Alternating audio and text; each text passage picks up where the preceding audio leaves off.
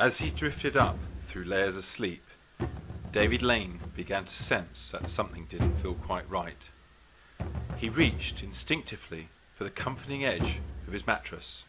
It wasn't there. And where was the duvet that usually kept him warm? His pulse quickened. Trying again to find the raised mattress edge, his fingers grasped something that felt like straw. Straw! His eyes shot open. He found that he was not in his bed at all, but lying on the floor of what appeared to be a cavern. Straw was scattered about him everywhere. He was stark naked and itching all over. Fear struck him like a bolt of lightning. He really was no longer in the safety of his own little bedroom at home. Where the hell am I? To find out, David jumped to his feet, or at least he tried to. His legs shaky from some kind of drug infusion he didn't understand, since he didn't do drugs, were not prepared for the suddenness of the move. He fell back onto the straw-covered surface, a jarring experience that didn't help ease the racing of his heart. He lay there for an instant, breathing heavily, feeling vulnerable and lost. Soon, though, he realized that he would have to fight his fear and try to get up again. As he tried to grasp what was going on, he picked up a handful of the straw. It was dry to the touch and had an odd, unfamiliar smell. This did not make him feel any less afraid. Am I going mad? Am I having a nightmare? Trying to calm himself, he began studying his surroundings more closely. He noted that the temperature in the cave-like room was warm, so despite his nudity, he wasn't cold.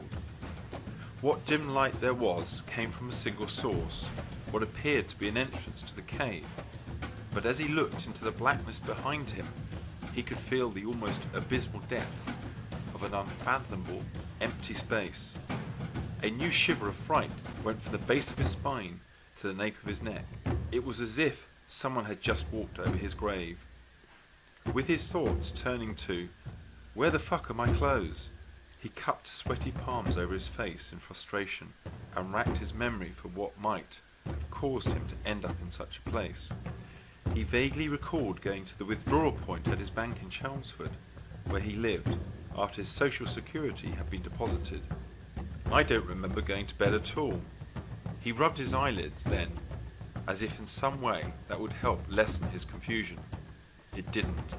His mind, desperate for an explanation, soon began to grasp at straws. Train tracks, he thought.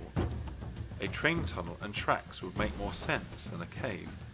A quick look around determined no railway track had ever been there. But how did I get here? He kept challenging his brain for answers, trying to piece together the few facts he had to make sense of it all. Again, he recognized that the warm air in the cave certainly was odd. He should be feeling cold by now. But he didn't. That wasn't normal.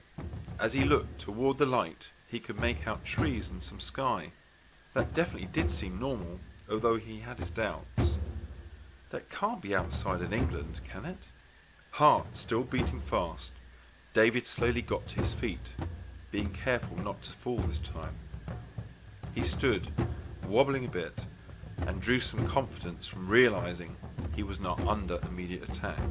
But that feeling was undermined by a wave of emotional, or was it physical, fatigue. Do I really want to know? Whether he did or he didn't, he realized he had to do something. But what? He looked at the welcoming light at the entrance. At the moment, naked as he was reluctant to venture out there. Then he turned his head and peered again into the cave's sloping depths. No way was he going in that direction. Staring into that impenetrable darkness sparked unpleasant images. What if there's something bad down there? That thought triggered a strange foreboding in his brain. He was still very unsteady on his feet, so he braced himself by stooping and resting his hands on his knees. He closed his eyes for a few seconds to temporarily shut out his disturbing, unwanted new reality. Think, David, think. If only he could tap into the memories he knew were dancing somewhere at the edge of his consciousness.